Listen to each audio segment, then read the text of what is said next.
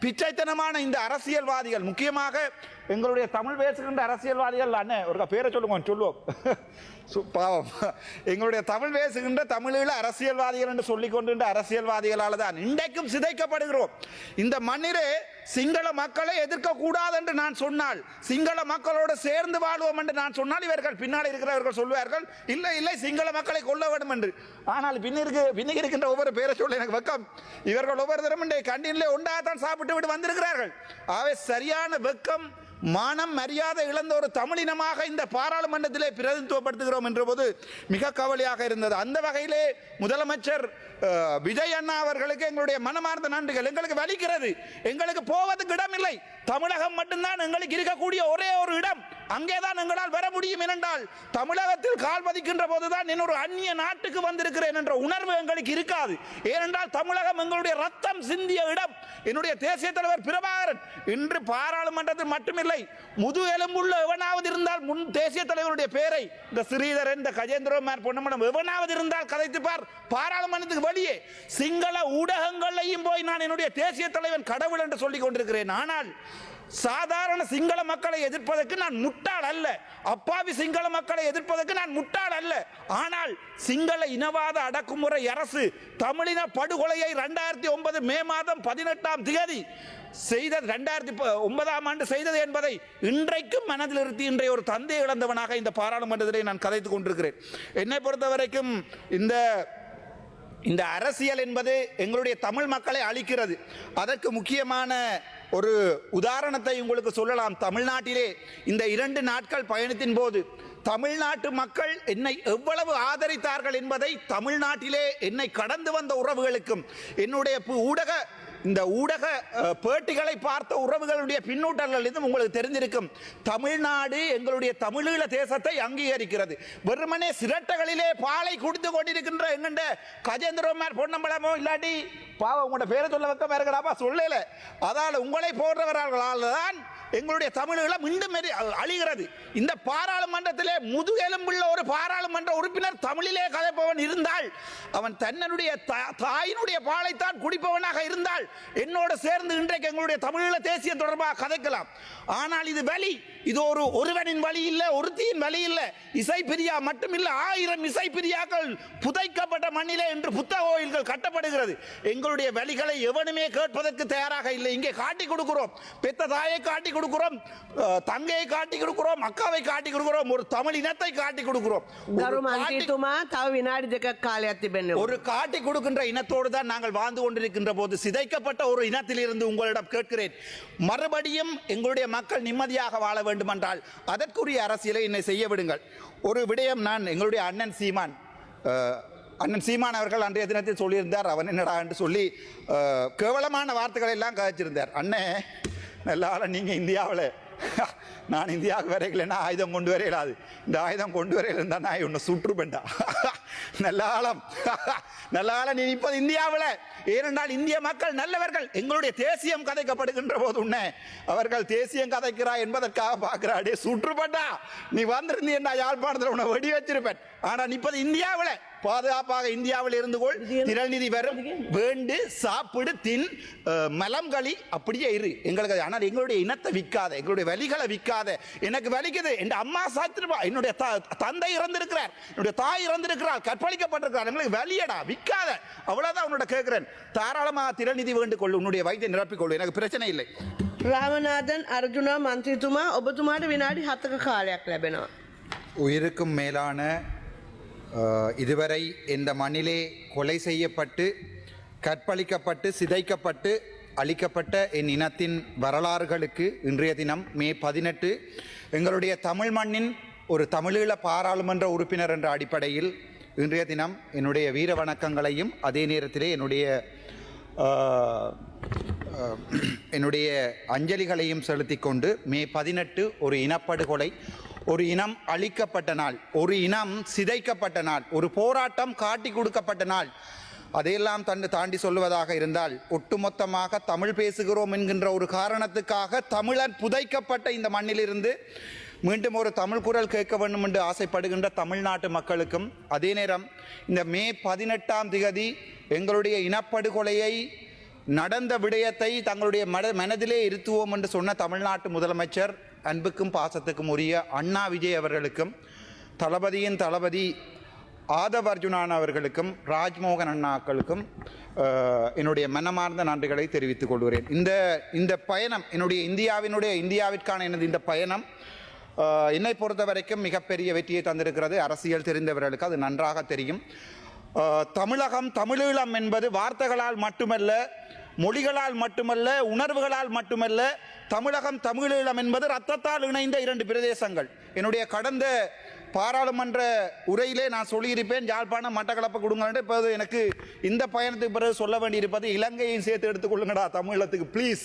ஏனென்றால் இங்கே ஊழல், இங்கே தமிழன் அடக்கப்படுகிறான், ஒடுக்கப்படுகிறான். இங்கே ஊழல் மிகப்பெரிய, அதற்கு மிகப்பெரிய கவலை என்னென்றால் அதையும் தாண்டி தமிழ் பேசுகின்ற ஒரு சில அரசியல் பொய்யர்கள் இன்றைய தினம் இந்த சிரட்டையிலே தண்ணி கொடுத்து, உங்களுக்கு தெரியும், நன்றாக தெரியும். இதில் தமிழ் கேட்டுக்கொண்டிருக்கின்ற, தமிழிலே கேட்டுக்கொண்டிருக்கின்ற யாருக்குமே அல்லது சிங்களத்திலே உரையை கேட்டுக்கொண்டு இருக்க தெரியும். இந்த பாராளுமன்றத்திலே சிங்கள பாராளுமன்ற உறுப்பினர்களும் தமிழ் பாராளுமன்ற உறுப்பினர்களும் எங்களுடைய கதிரையிலே இருக்கின்ற சபாநாயகரை கூட நான் அக்கா என்று தான் பாராளுமன்றத்தில் கதைப்பேன். ஆனால் தமிழனுக்கும் சிங்களனுக்கும் இங்கே பாராளுமன்றத்திலே வேற்றுமைகள் இல்லை. ஆனால் இன்று பாதைகளிலே சிங்கள மக்களும் தமிழ் மக்களும் அடிபட்டுக் கொள்கிறார்கள் என்றால் இந்த பிச்சைத்தனமான இந்த அரசியல்வாதிகள், முக்கியமாக எங்களுடைய தமிழ் பேசுகின்ற அரசியல்வாதிகள், அண்ணன் ஒரு பேரை சொல்லுவோம் பாவம், எங்களுடைய தமிழ் பேசுகின்ற தமிழீழ அரசியல்வாதிகள் என்று சொல்லிக் கொண்டிருந்த அரசியல்வாதிகளால் தான் இன்றைக்கும் சிதைக்கப்படுகிறோம். இந்த மண்ணிலே சிங்கள மக்களை எதிர்க்க கூடாது என்று நான் சொன்னால், சிங்கள மக்களோடு சேர்ந்து வாழ்வோம் என்று நான் சொன்னால், இவர்கள் பின்னால் இருக்கிறவர்கள் சொல்வார்கள் இல்லை இல்லை சிங்கள மக்களை கொல்ல வேண்டும் என்று. ஆனால் பின்னுக்கு இருக்கின்ற ஒவ்வொரு பேரை சொல்ல எனக்கு வெக்கம்.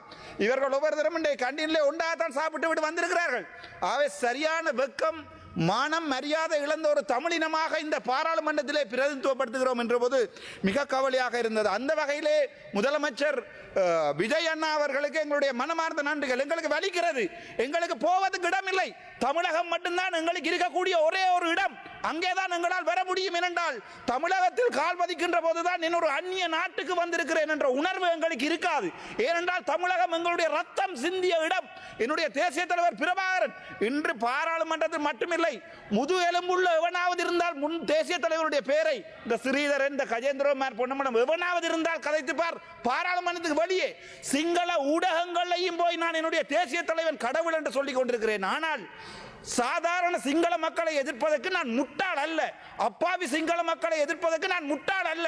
ஆனால் சிங்கள இனவாத அடக்குமுறை அரசு தமிழின படுகொலையை 2009 மே மாதம் 18ஆம் தேதி செய்தது, 2009ஆம் ஆண்டு செய்தது என்பதை இன்றைக்கும் மனதில் நிறுத்தி இன்றைய ஒரு தந்தை இழந்தவனாக இந்த பாராளுமன்றத்திலே நான் கதைத்துக் கொண்டிருக்கிறேன்.